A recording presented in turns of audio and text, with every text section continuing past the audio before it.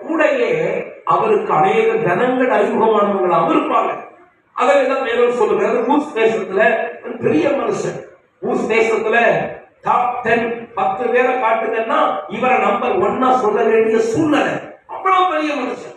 ஆனா பிசாசுக்கும் தேவனுக்கும் இடையே நடந்த ஒரு பெரிய ஒரு கான்வர்சேஷன்ல, ஒரு பெரிய அந்த ஒரு உரையாடல்ல இவன் ஒரு பிசாசுகளால் கவனிக்கப்பட்டான். பிசாசுகளை கவனிச்சுட்டான். அதனால ஆண்டவர் சொல்றாரு, தாசனாகி யோபின் மேல் கவனம் வைத்தாயோ. ஆமா, கர்த்தருக்கு பயந்து நடக்கிற, ஜபத்துல உறுதியா இருக்கிற, ஆண்டவரை உண்மையாய் சேவிக்கணும்னு எண்ணம் கொள்ளுகிற பிள்ளைகள் மேல பிசாசு கவனம் வைப்பான். ஜாக்கிரதையா இருக்கணும். எல்லா நேரத்தில் நமக்கு சாதகமா இருக்காது. ஜெபிக்காதவன, ஊழியர் செய்யாதவன, தேவனோட ஐக்கியம் இல்லாதவன, பாவத்தோடு தொடர்புள்ளவன பிசாசு கவனம் வைக்க மாட்டான். அதை யார் தேவனோட தொடர்பா இருக்காங்களோ, பயந்து இருக்காங்களோ, வசனத்துக்கு நடுங்கி இருக்காங்களோ, அவன் மேல பிசாசு கவனம் வைக்கிறான். கவனம் வச்சு சொன்னா நீர் அவனை கொண்டு பாருங்கிறார். ஆண்டவர் அனுமதி கொடுக்கிறார்.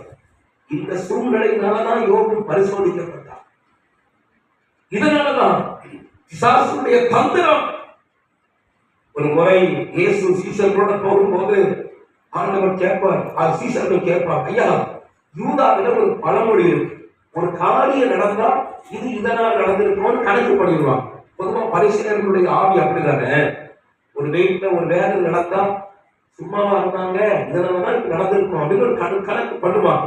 ஒரு மரணம் நடந்தாலும், ஒரு இழப்பு நடந்தாலும் உடனே ஊர்வாலும் வாய் சும்மா இருக்காது, அவங்க வாய் அடக்கவும் முடியாது. காரணமா சொல்லுவார். அப்படிதானே இந்த உலகம் இருக்கு. நம்ம நல்லா இருந்தா திமிர பாரம்பா, விழுந்து போனா சும்மாவா இருந்தாம்பா, ரெண்டுக்கும் பேசும் உலகம். அதான் உலகம். அப்படி பேசுகிற அந்த மக்கள் மத்தியில சீசர்கள் கேட்கிறாங்க, ஆண்டவரே, இவன் இப்படி இருக்கிறது, இவன் செய்த பாவமா, இவர்கள் முன்னோர்கள் செய்த பாவமா? ஆண்டவர் சொல்றாரு, ஒருவன் வேதனையா இருக்கிறான்னா அவன் பாவம் செய்தவனா இருக்கணுங்கிற அவசியம் இல்லப்பா.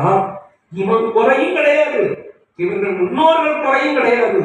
தேவனுடைய மகிமை உள்ளத்துல வெளிப்பட வேண்டும் என்று. சில நேரத்துல உங்க வாழ்க்கையில எதுவுமே நடந்திருக்காது, எந்த காரணமும் இருக்காது. சுற்றி இருக்கிற மக்கள் வேதனையா பேசுவாங்க, உங்களுக்கு பதில் சொல்லவும் முடியாது.